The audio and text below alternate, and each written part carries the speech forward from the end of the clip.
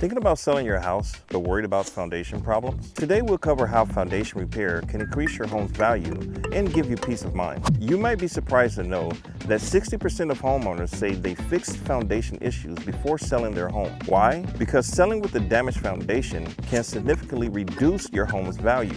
Foundation problems don't just disappear. They usually get worse with time. That means that the more you wait, the less value your home can have.